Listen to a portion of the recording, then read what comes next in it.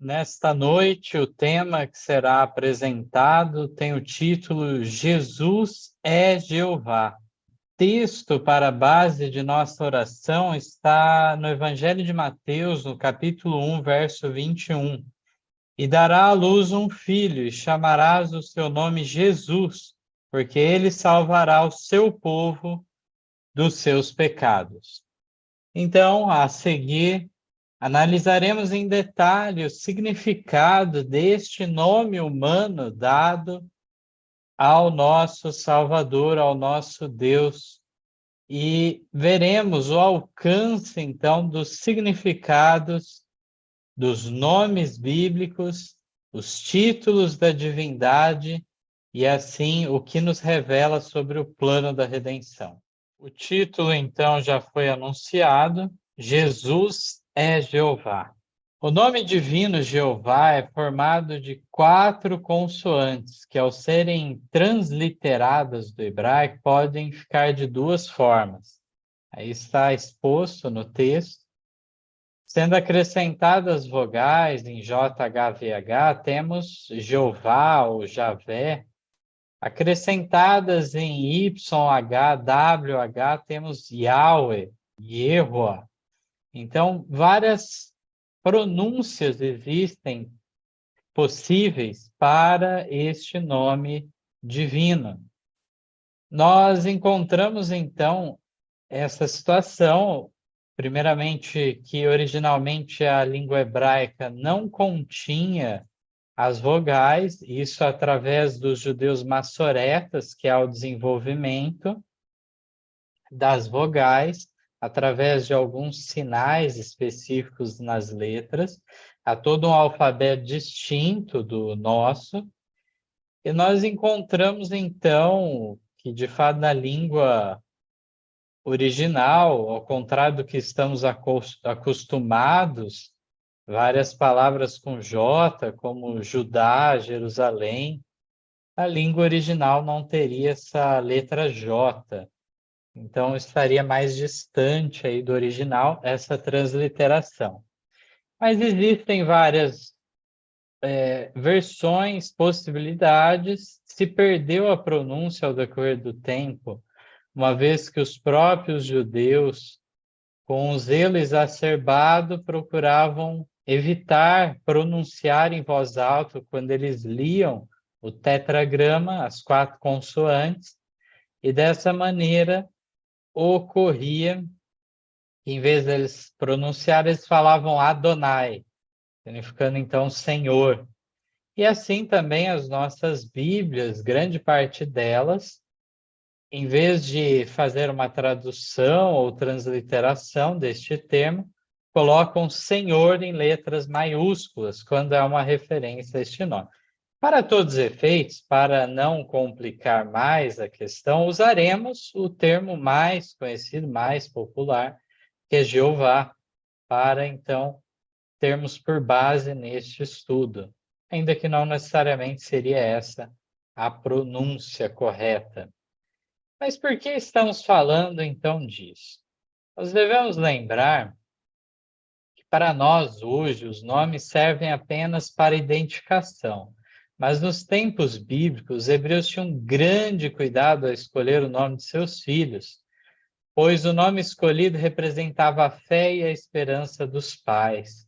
Ellen White diz: grande significação era atribuída aos nomes dados pelos pais hebreus a seus filhos. Frequentemente representavam traços de caráter que os pais desejavam ver desenvolvidos no filho. Está no Profetas e Reis, 481.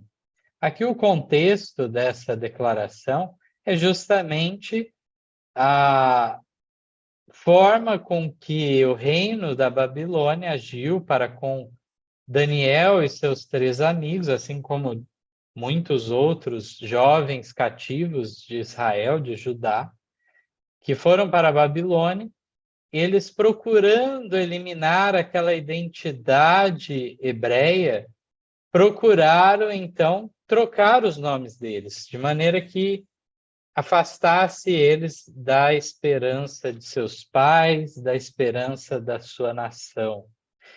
Mas aqui, então, tem o seguinte comentário: se era de grande significado o nome dos filhos quando os pais escolhiam, quanto mais será o nome de Cristo escolhido pelo próprio Deus. Um detalhe, já que aproveito para falar, é que o nome Cristo não seria um nome próprio em si, mas também teria uma referência justamente ao termo Messias. Messias em hebraico, Cristo em grego, tendo o mesmo significado de ungido. Então, o prometido, tão longamente aguardado, recebeu vários nomes, títulos ao decorrer das escrituras hebraicas, e um que se destaca, inclusive está em Daniel 9, é falar do ungido, do príncipe. Então, nós encontramos essa questão deste nome também relacionada a esse papel redentivo. Mas Jesus, então, nome dado a Cristo em sua encarnação, nós lemos antes da oração, que este foi um nome escolhido, então, pelo próprio Deus, comunicado a José e Maria através do anjo. Esse nome dado a Cristo em sua encarnação, em grego, assim como é visto no Novo Testamento, seria Jesus. Nome este que deriva da sua versão hebraica Yehoshua, que nos é traduzido no Antigo Testamento por Josué.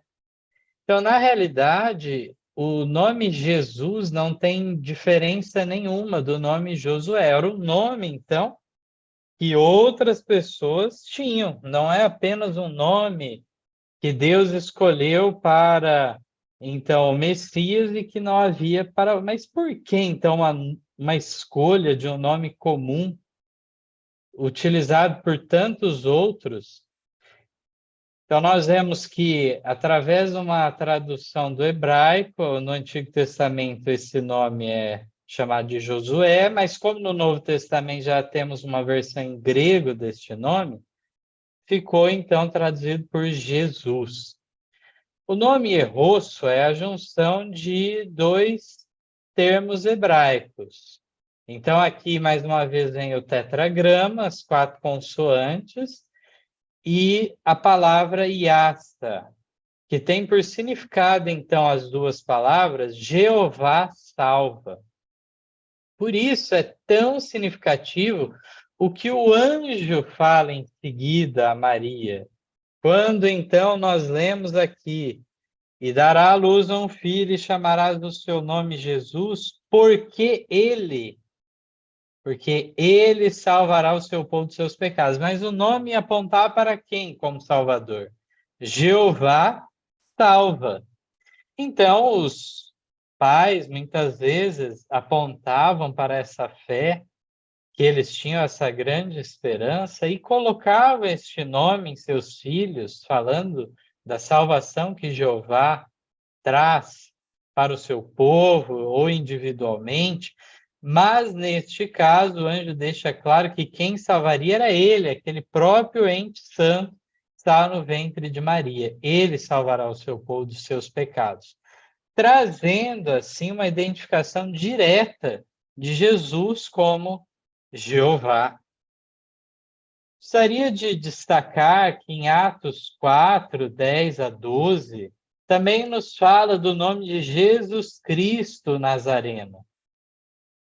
E o apóstolo nos fala que em nenhum outro há salvação, porque também debaixo do céu nenhum outro nome há, dado entre os homens pela qual devamos ser salvos.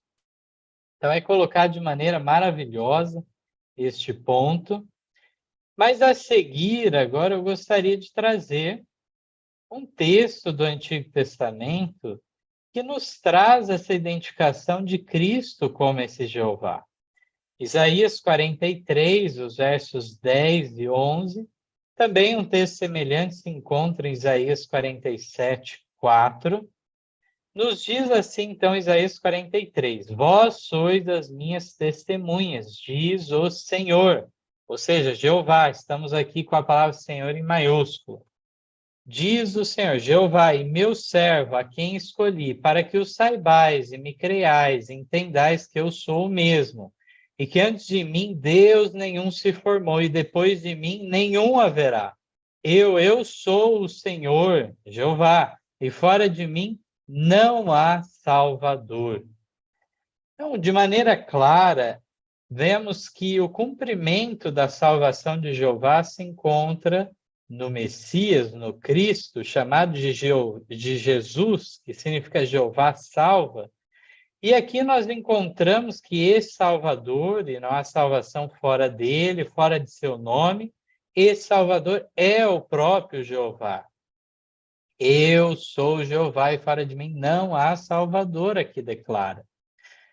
Devemos compreender também que as pessoas que descreem da divindade plena de Cristo e o colocam como um ser criado, um ser gerado, proveniente, derivado do Deus Pai, estão cometendo um grave equívoco, pois aqui é dito em relação a esse Deus verdadeiro, Jeová, que depois dele nenhum Deus se formou.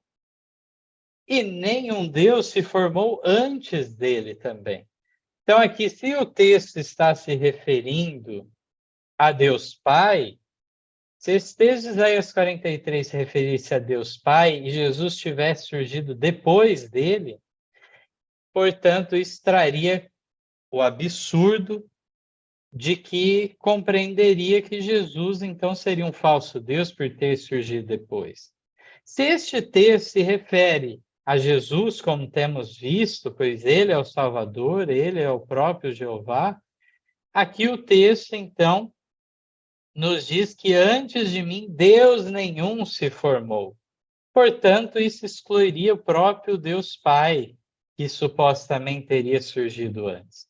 De qualquer forma, nós criamos um absurdo aqui nessa condição, a menos que consideremos a coeternidade desses seres, de forma que não temos por que duvidar de tal condição.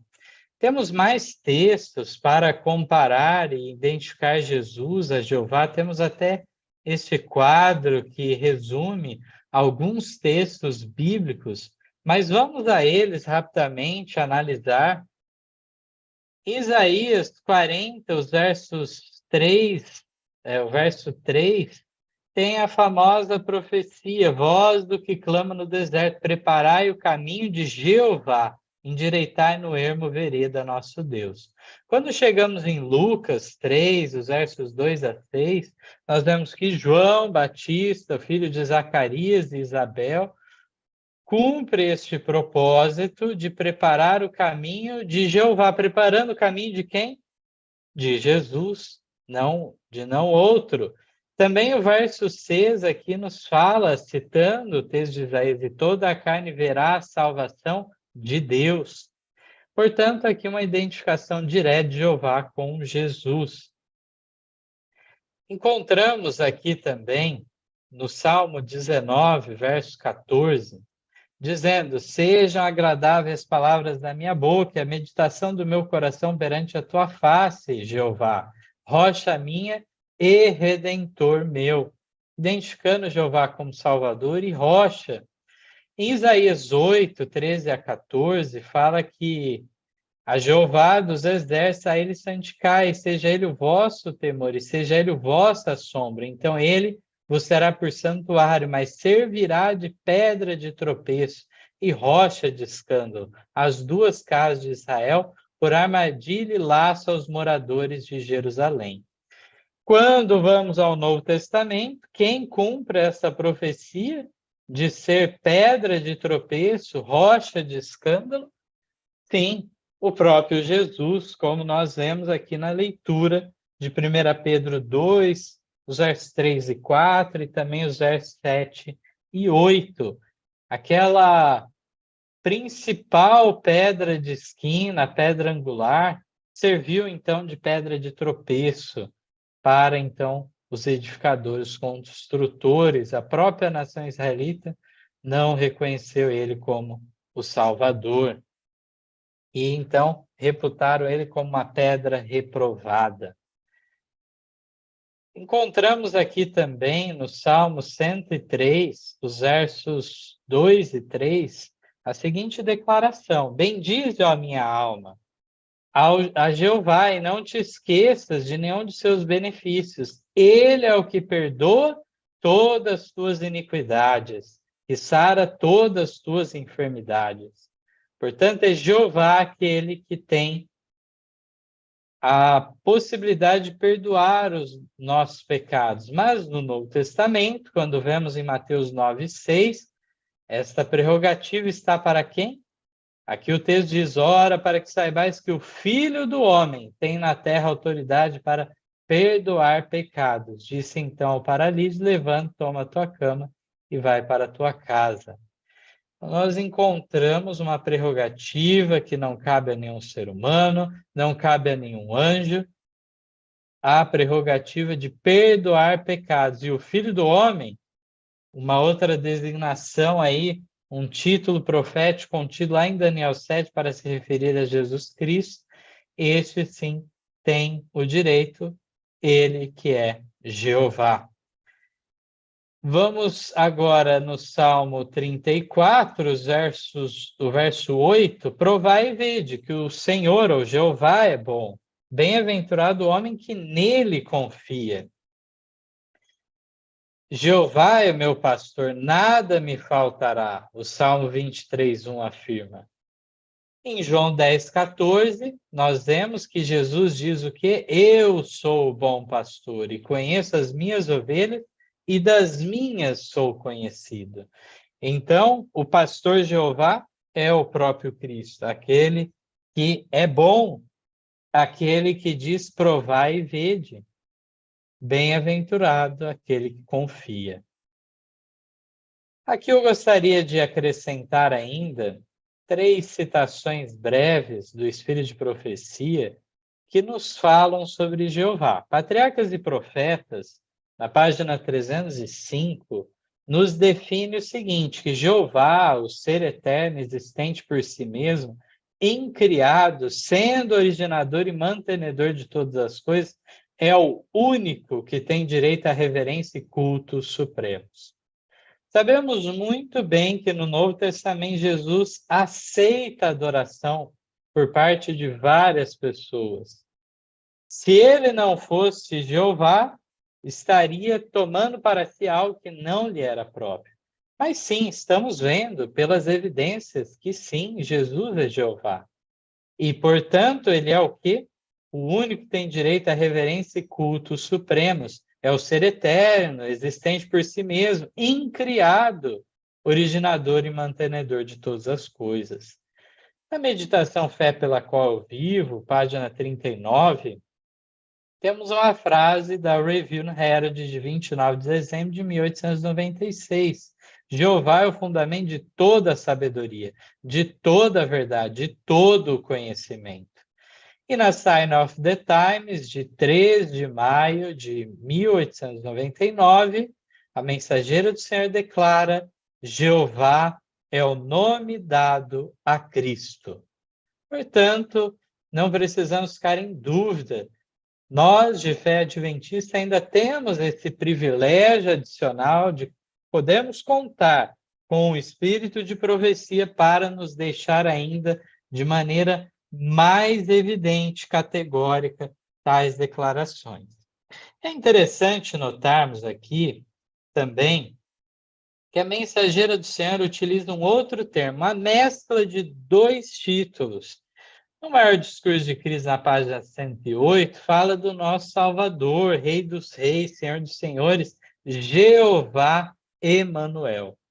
Então, aquele título maravilhoso dado ao Messias, Emanuel, que significa Deus conosco, é ligado, então, com o termo Jeová, fazendo uma ligação de Antigo e Novo Testamento. Em Cristo nós encontramos essa ligação. Encontramos no maior discurso de Cristo, na página 34 também, falando mais uma vez o termo Jeová Emanuel. E diz que ele é aquele que estão escondidos todos os tesouros da sabedoria e da ciência, diz que nele habita corporalmente toda a plenitude da divindade, citando então Colossenses 2. Um texto, mais uma vez, maravilhoso, e temos ainda no Desejar de Todas as Nações, na página 19, dizendo assim: ele será chamado pelo nome de Emanuel, que quer dizer Deus conosco. O brilho do conhecimento da glória de Deus vê-se na face de Jesus Cristo. Desde os dias da eternidade, o Senhor Jesus Cristo era um com o Pai. Era a imagem de Deus, a imagem de sua grandeza e majestade, o resplendor de sua glória. Foi para manifestar essa glória que ele veio ao mundo. Veio à terra entenebrecida pelo pecado, para revelar a luz do amor de Deus, para ser Deus conosco. Portanto, a seu respeito, foi profetizado: será o seu nome Emanuel. Isaías 7,14. É importante ressaltarmos o que é declarado nesses textos aqui a seguir. É dito, então, que toda a comunhão entre o céu e a raça decaída tem sido por meio de Cristo. Patriarcas e Provérbios 3,66. Não é apenas no Novo Testamento que Jesus se revela, mas ele sempre foi o mediador entre Deus e a raça humana. Sempre tomou essa posição. No livro Verdade sobre os Anjos, página 90, temos um trecho da Sign of the Times, de 26 de fevereiro de 1880, que diz: havia sido ele, na qualidade de anjo do concerto, quem se revelara aos patriarcas em outras eras. Moisés estremeceu, enchendo-se de terror quando o Senhor o chamou pelo nome. Nós vemos realmente várias vezes esse personagem misterioso, em que a própria Bíblia deixa clara que era a própria presença de Deus quando aparecia o anjo do concerto, o anjo do Senhor, o anjo de Jeová, que muitas vezes é confundido com o próprio Jeová. Isso na leitura do próprio encontro de Moisés na sarça ardente, primeiro é visto um anjo, depois uma voz. Também nós encontramos na experiência de Gideão, os pais de Sansão, Manoá e sua esposa. Nós encontramos na luta de Jacó, em tantas experiências, este mesmo personagem que era o próprio Cristo. Também como aquela coluna de fogo à noite e aquela nuvem durante o dia que acompanhava Israel. Desejar de Todas as Nações, página 210, diz que o mundo foi confiado a Cristo e por seu intermédio tem vindo toda a bênção de Deus à raça caída. Era o Redentor tanto antes como depois da encarnação. Assim que existiu o pecado, houve um Salvador. Então, ele sempre já estava nessa posição, definida na eternidade, no plano da redenção, de ser o fiador da raça humana. Não poderia ser diferente disso. Também aqui no Desejar de Todas as Nações, página 24, nos diz que foi Cristo que do Monte Horebe falou a Moisés, dizendo: eu sou o que sou.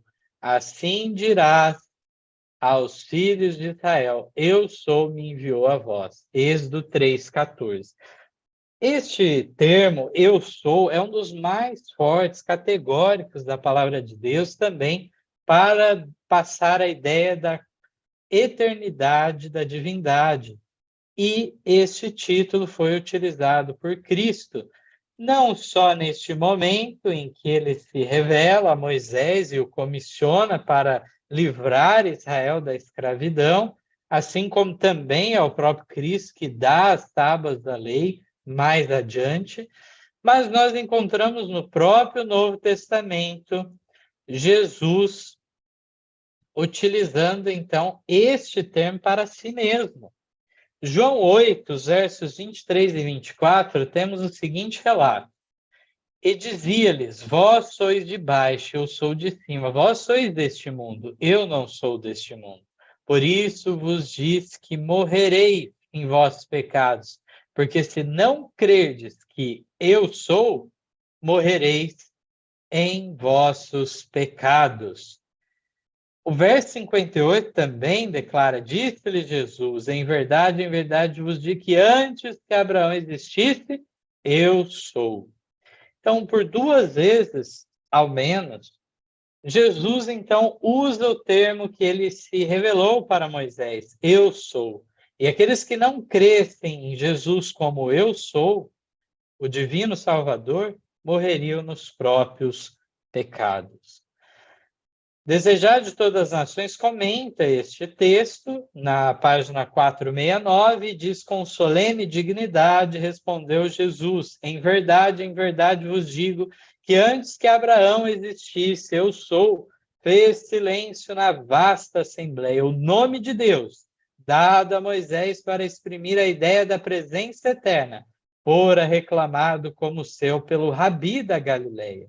Declarara-se aquele que tem existência própria, aquele que fora prometido a Israel, cujas saídas são desde os tempos antigos, desde os dias da eternidade. Miqueias 5:2. Para finalizarmos este texto, este tema maravilhoso da palavra de Deus, gostaria de ler o texto do Testemunhos para a Igreja, volume 6, página 20.